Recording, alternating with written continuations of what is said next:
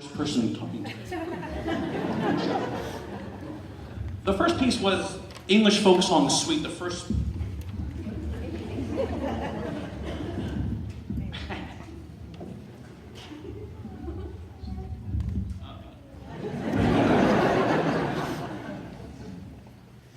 The first song was English Folk Song Suite, the first movement, which is a real standard of the band literature. It's the kind of piece that an advanced high school band up to the finest professional bands in the world play. And they did a great job just in 36 hours putting that together, and there's 2 more movements that hopefully they'll experience some other time in their career.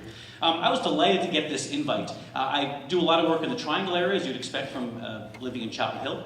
I've certainly been in Charlotte and heard a lot of the band, but I've never gotten to work with an honor band like this in Charlotte.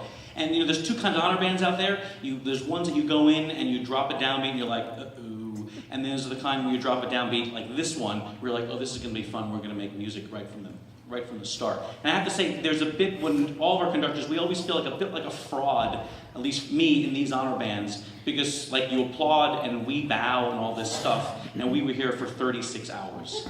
So anything you hear good tonight has nothing, this afternoon has nothing to do with me. It has to do with their preparation, the fact that the stamina they had for a day and a half of intense rehearsals, when normally you put a program like this together in 2 months, they had a day and a half to do it. And of course all the music educators that are out there in the audience. Actually, can we, if you're a band director or a teacher or some music educator and you had something to do with someone on stage here, could you stand so we can give you one more round of applause?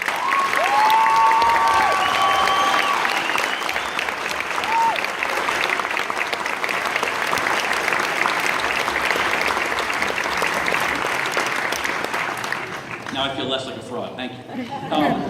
We're going to move on to something that's not on your program. It's a slow piece. It's originally a choral piece. It's called The Bluebird by composer Charles Villiers Stanford, with wonderful text. And Caitlin in our clarinet section is going to read the text for us before we play it. You're shorter than me, so I'll just hold this. The lake lay blue below the hill.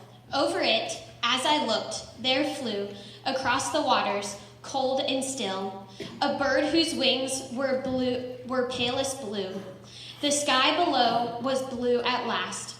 The sky beneath me, blue and blue. A moment, ere the bird had passed, it caught his image as he flew. The lake lay blue below the hill.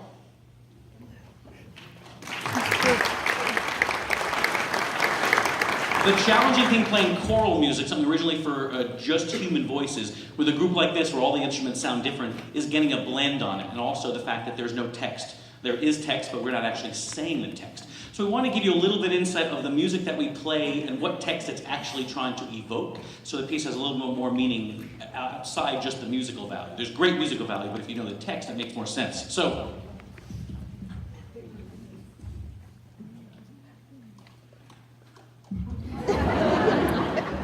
it's like I've never had a microphone. So the text of The Lake Lay Blue Beneath the Hill, the music that the choir sings that we'll play that has that text sounds like this.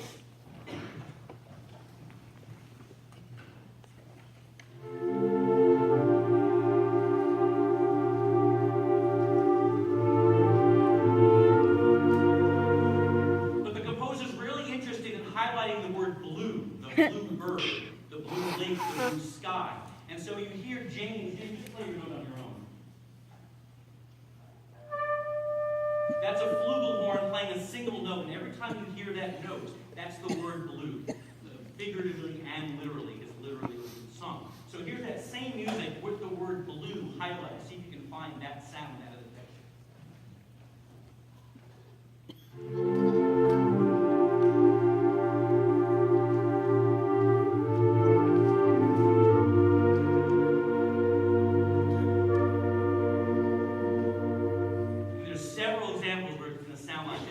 another bit of text that talks about the bird, the bluebird, and its wings.